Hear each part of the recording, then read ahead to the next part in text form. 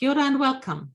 The following interview is presented by the Religious Diversity Centre, Aotearoa, New Zealand. My name is Beate Matthies, and I'm pleased to introduce Professor Paul Morris to you.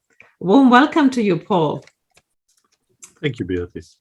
Paul Morris is Emeritus Professor of Religious Studies, Victoria University of Wellington, and holds the UNESCO Chair in Interreligious Understanding and Relations in New Zealand and the Pacific. Within our newly set up RDC Program Committee, Paul is heading the research group. Paul, one of the research projects your group is currently working on is the Religious Literacy and Competency in Aotearoa, New Zealand. Can you tell us more about this project? I can. Religious literacy is something of recent invention, a recent thought, dating, at least popularized by a 2008 book by Stephen Prother at Boston University. And the title of this book is what every religious literacy, what every American should know but doesn't. And his survey highlighted the absence of knowledge, accurate and good knowledge about religions, in spite of an increasing religious diversity. Now, all countries are religiously diverse, and New Zealand is no exception. And every country has its own distinctive model of religious diversity. And in that sense, New Zealand is comparatively, it's the 15th most out of 200 and plus diverse countries. So it's a very diverse country. But with tangata whenua, with its indigenous history and its colonial history and its history of recent migrations, it has a very particular and unique pattern of religious diversity. Now, the important thing about religious diversity and the principle which we start from is that there's an awful lot of, as Prothero discovered, Professor Dan Moore at Harvard discovered, there's a lot of illiteracy, religious illiteracy around.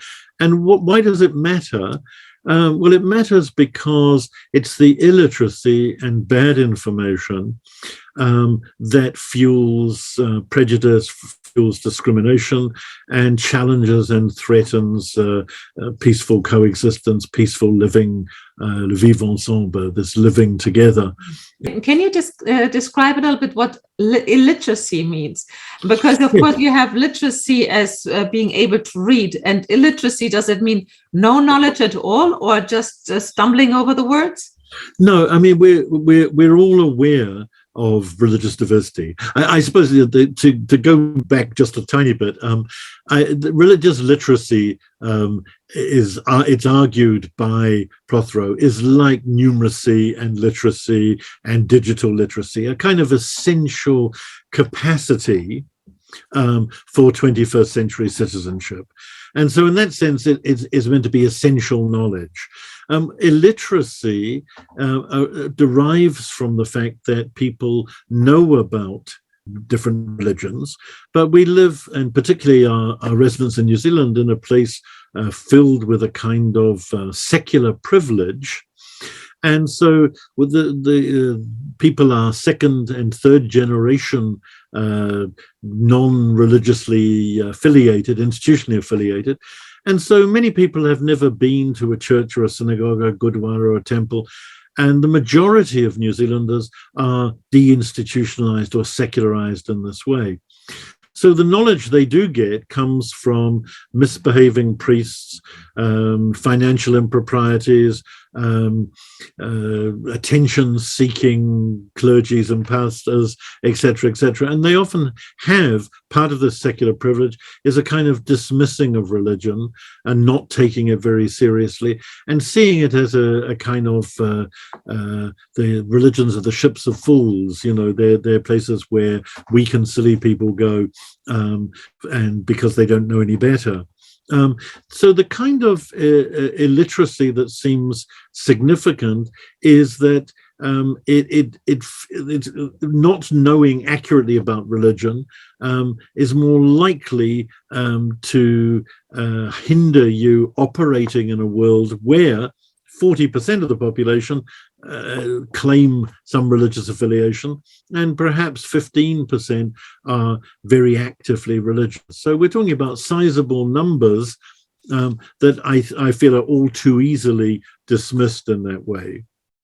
The issue of what constitutes religious literacy, I suppose it has a number of dimensions. Its main principle is the ability, the capability to think about religion and discuss it in a meaningful, accurate, and intelligent way, and also in a critical way. And by critical, I mean you need to be able to distinguish clearly between descriptive and analytical statements about religion from confessional and internal statements of faith.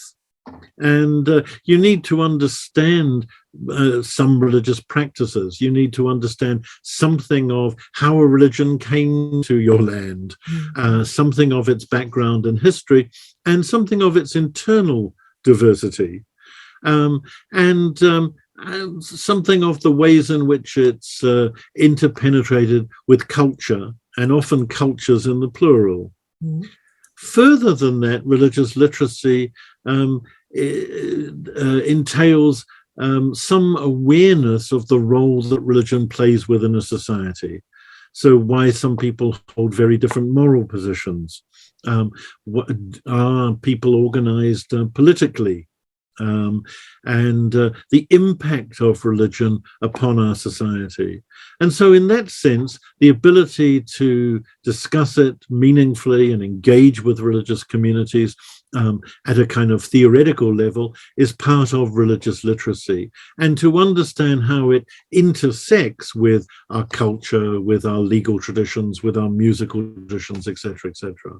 So with the religious literacy, do you think from what you've done so far that people who are religiously affiliated, that they are higher literate even in other religions, do you think? Well, we've in our initial pilot studies, it's been a very interesting. We want to take the religious literacy a little bit further.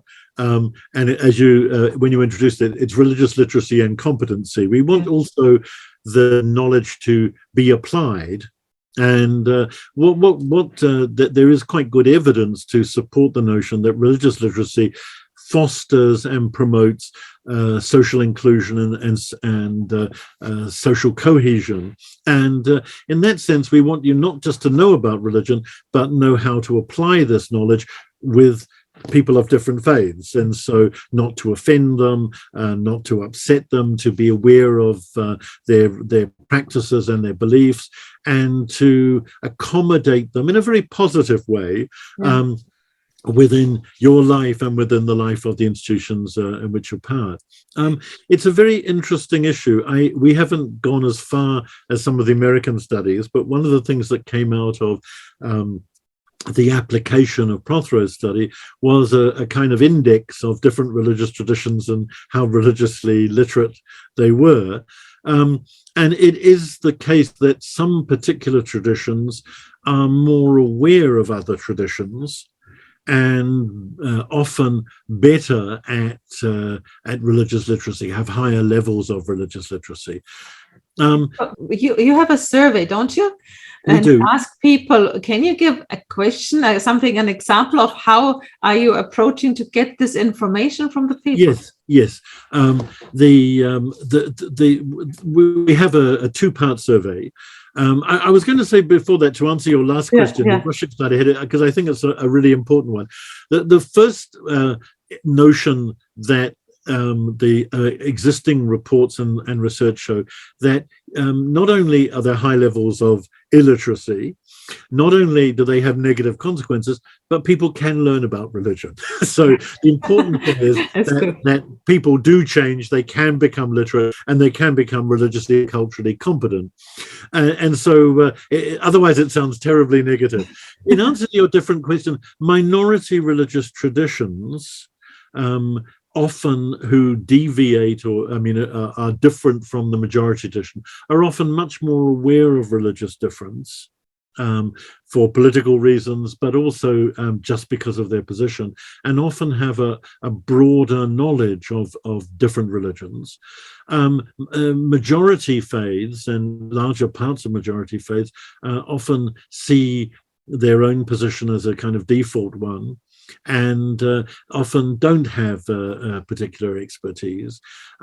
What is clear, and won't be appreciated by everyone, but this is American information, we haven't got this in New Zealand yet, is that liberal Jews, liberal Christians, liberal Muslims, those who operate in a kind of broader pluralistic society, are just have higher levels of literacy.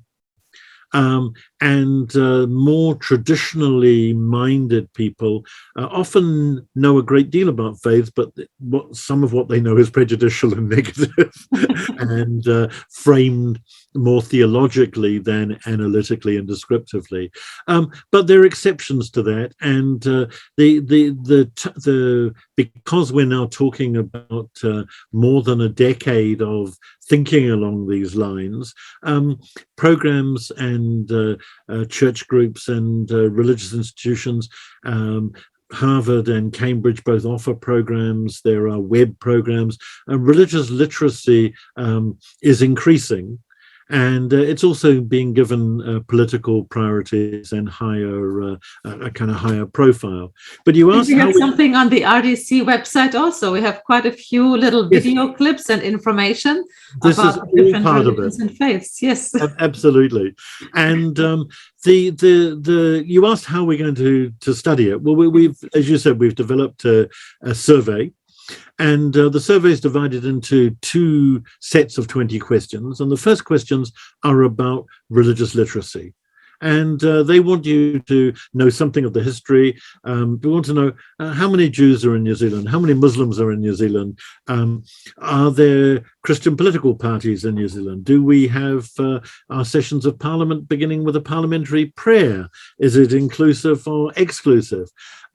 Are there different issues for particular religious groups in relation to New Zealand law? Ranging from the Coroner's Act to different appreciations of food availability or meat preparation, etc., etc. And so the first section wants to look at what you need to know about religion, and particularly focused on Aotearoa New Zealand. So who's here and what difference does it make? The second half focuses on the practicalities of interreligious encounter, which are, if you are going to invite some Muslims for dinner, the question of whether it should be Pinot Gris or Pinot Noir may not be the principal question. Pork chops should probably be off the menu. But there are issues of proximity, physical distancing, clothing, food, holidays, arranging meetings and times and gatherings at times of other people's holy times and sacred times. And so the survey is to test our knowledge and awareness of this. Our initial work has shown that people have a kind of differential knowledge, in the sense that they understand some traditions and have little exposure to others. Mm-hmm. And it's to do partly with media highlighting and particular experiences with religious communities. And certain in the cities in New Zealand, the chances of engagement with those of other religious traditions is just much higher. And so one thing we notice is that those who live in smaller towns in rural New Zealand have had less exposure. And unless they've gone out of their way to learn about these things or engage, their religious competency experience is lower. But also, if you have a small village, it's the danger of creating ghettos is not so big. because you depend on each other and you're more likely to be friends without asking for the religion.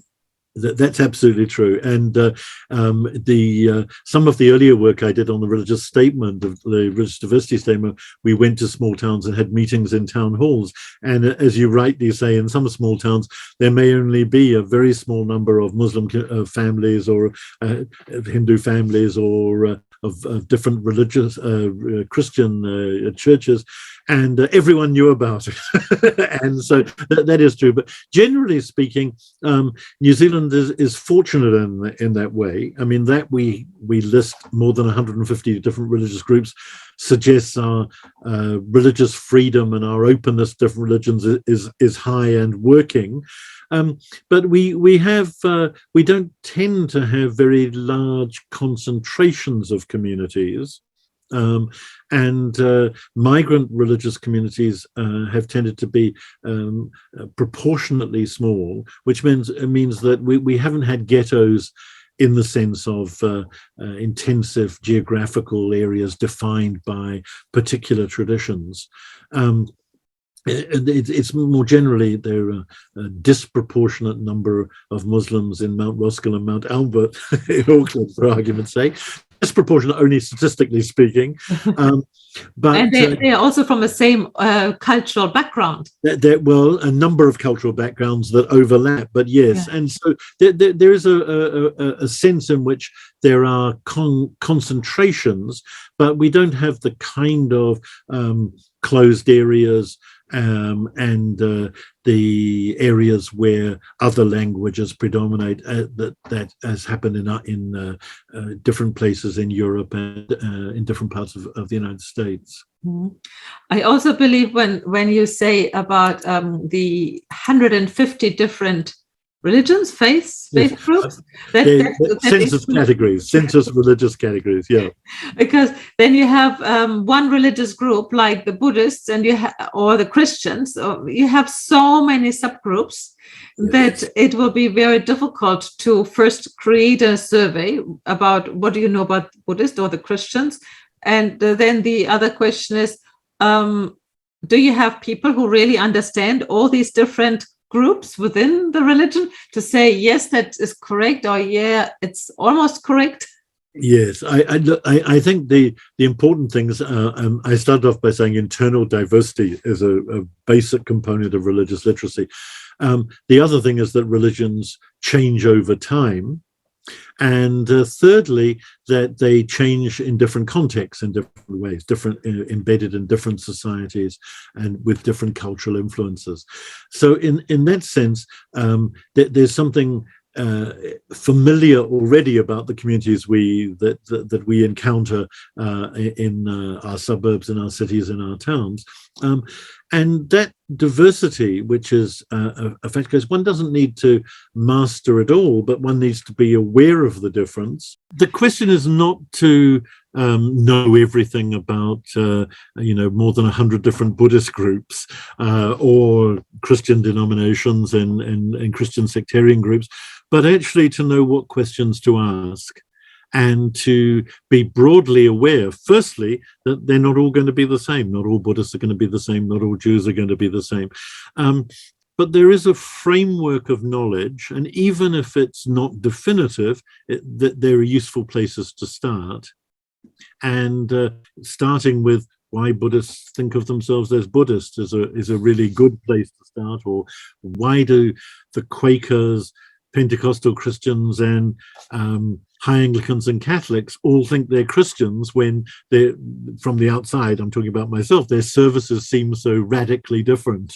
So part of this religious literacy and competency is asking the right questions. And so how many people are you going to survey? Or how many people are going to participate? So we have, 5 million people in New Zealand? Yes. How many people would you like to reach? Well, the number we're looking for is 500 plus. But the results will be weighted and the survey will be weighted. So if we don't get any or sufficient numbers of particular groups, we'll go out and find them. And the idea of a weighted survey is to look at the results in terms of the proportion of people within society. So we want most of our responses to be from people who don't have religious affiliations. And we want there to be more Christian responses than Jewish or Sikh responses, for argument's sake. And it would be good to have a lot of responses from people who are misinformed. That's going to happen inevitably, I suspect. But yes, but we're not looking for them in particular. But I'm sure that we'll find them, and the questions are designed to highlight some of these misunderstandings. Yeah. It's not a quiz with prizes for how good you are. It's a baseline figure that we want to know, basically to try and discern where educational energies and where courses would be best directed. And so in that sense, we wanted the participants to look a little bit like New Zealand. And we also have factored in a number of variables. We mentioned before urban and rural. We also have gender. We have age bands, the census age bands, because age may make a great difference. It certainly does in the British studies. Mm-hmm. And we also have people's religious traditions, which harkens back to one of your questions. And we've got one question in there about the intensity of whether they see themselves not only a Christian, but that it plays a major part in their lives, or a more moderate part in their lives. We also are looking for profession. Often in the people professions, or those the service professions, there are higher demands for different forms of religious and cultural competency. Yeah. We'll find out. Yeah. Do you think there will be some people who just say, no, I'm refusing to participate in any stuff like this, and these would be the persons who might be really important for the survey? But will you record that you had so and so many people declining for so and so many, for these and these reasons? Yes. Because it could be very neutral, but it could be exactly the opposite, that they think that they know it and don't want to participate. There's that category. The other protections we have are you can only do it once, so you can't get better at it. Once your computer identification, you can't do it. At least you can't do it from the same computer. Will you get the results, even though you don't get a prize? But will you get the results so that you know yourself how literate you are? No. It's the detail. It's not meant to. I'm going to produce a little version of it, a much shorter version of it, which we've tested with students, which is just for fun, which does give you a result, and is 10 minutes rather than 20, and it is a starting off for discussing about what we got right and wrong. But the larger survey, the interest isn't so much in knowing the results will be anonymized. What we're looking for are the broad patterns. Yeah. And so when the survey is finished and you have the results, what is then the next step? Are you going to go to the government and say we need support for more religious literacy because this could improve social cohesion, or how are you going to go about it? Our aim will be to produce a report, and we will give copies of it to the MSD, to the Ministry of Education, to the Human Rights Commission, and do a press release, so there's some take-up of the results, we hope.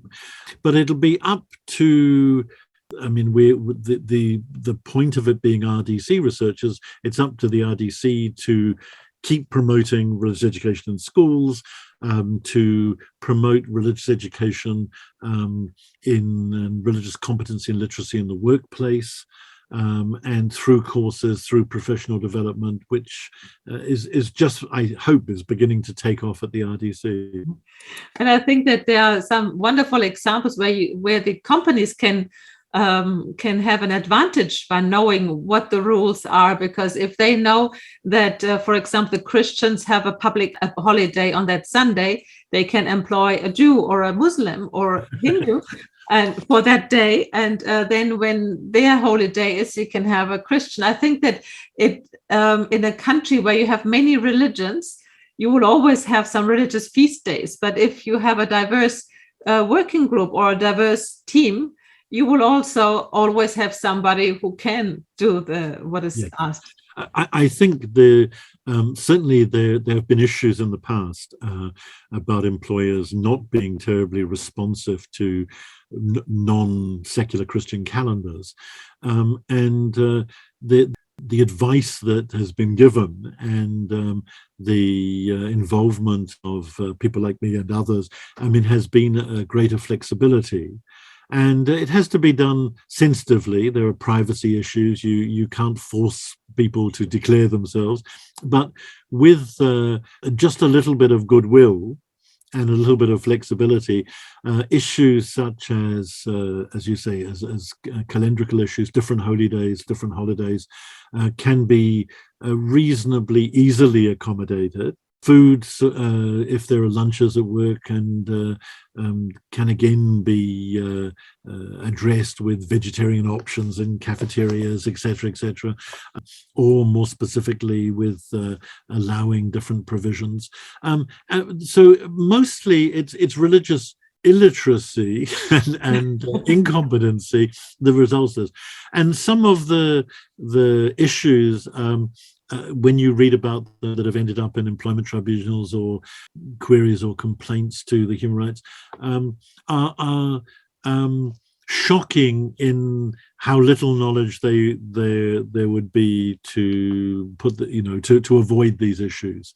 There are particular issues in New Zealand over alcohol, and the way in which there are traditions here of Friday afternoons, of knocking off early for beer and sausages, which for people with different religious norms, different diets, I mean, are excluded, but not by design.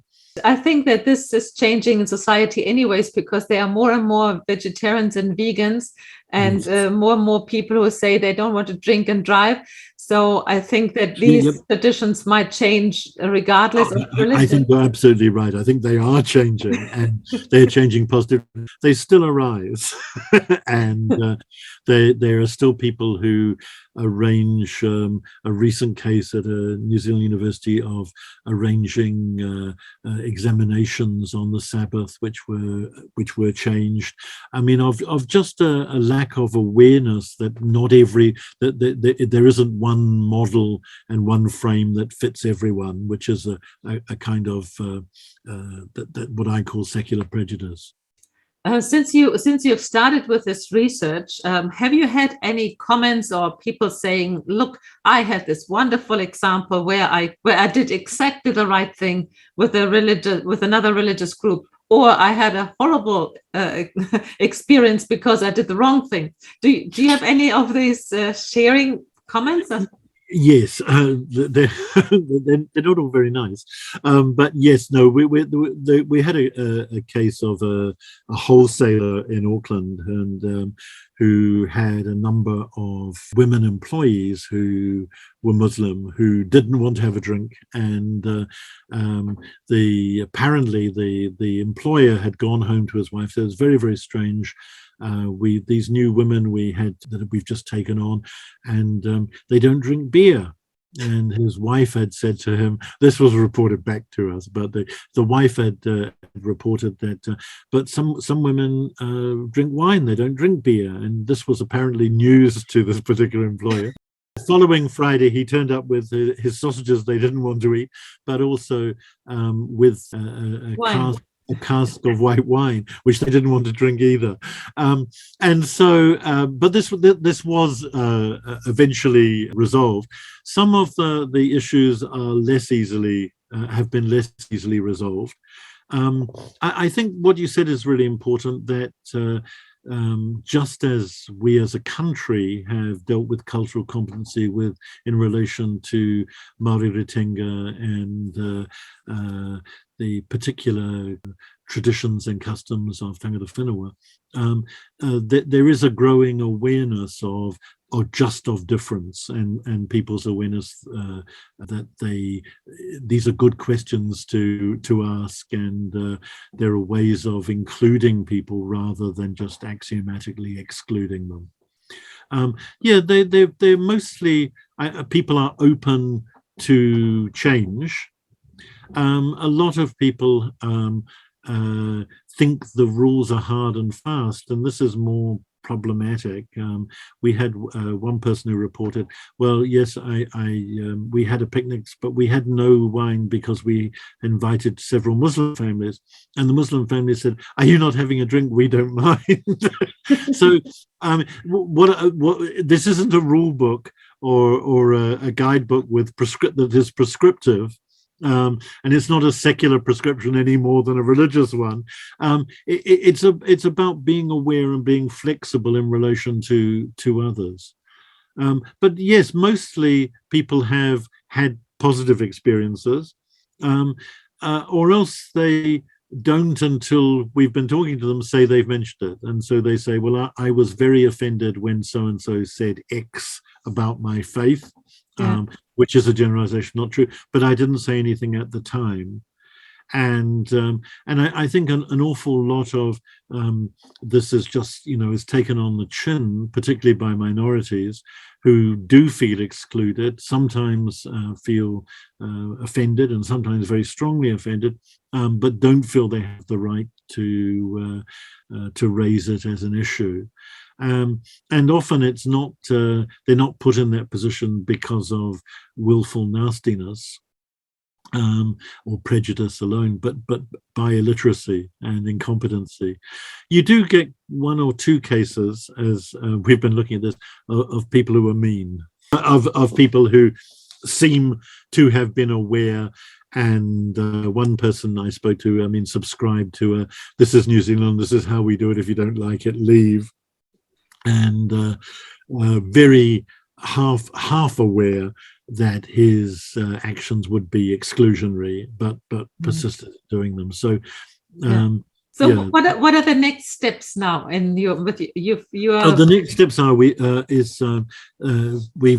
have permission now. That we have ethics permission is to launch the survey. We're going to have a core group of participants, and then extend it. So we can use them, and we'll certainly put a link on the RDC website, and draw on other religious and secular communities. Then we have the results to come in and to organise and read them and work out which are significant variables and which aren't. It may turn out that it matters less where you live than the faith that you adhere to or not, whether you have one or not.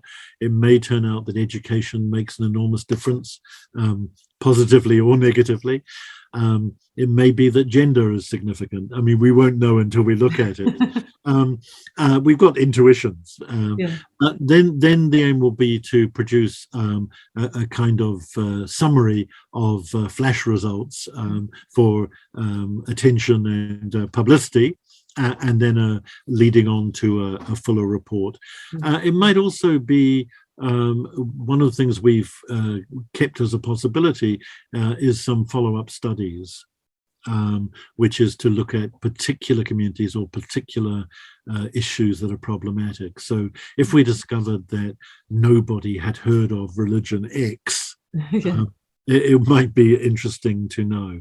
In the earlier the survey we did about religious education and religious studies, it was very clear that South Asian faiths, Hinduism, Sikhism, Buddhism, a sizable minority of New Zealanders don't have very distinct views about these, and don't value them as part of a curriculum or syllabus. So, which was the question. But society has changed. Now we have more people from Southeast Asia here, and so the results might be a lot more positive. And maybe they don't know so much about Christianity. Who knows? Yes, and I'm sure that's changing too. So yes, but there may be follow-ups to think through some of these particular issues. Yeah. How many people are involved in the survey organizing? In your group? There are myself and 3 students. Mm-hmm. And we will bring on board another 1 or 2 people to formulate the results and help with the preparation of the final report. Yeah, wonderful. Thank you so much, Paul. I'm looking forward to seeing some results, and we will have the RDC website. On the RDC website, we keep you informed. And also we are continuing to have resources and produce new resources for different faiths and sometimes different actions within the faiths. So that's what we're doing. The RDC calendar, for example, that last month, it was about the bathing of the Buddha. And we had a little video clip just about the ceremony of the bathing of the Buddha, which is not in all Buddhist groups, but it is in this particular one. And I think that will help. Little clips like this will get us to a well-literate society.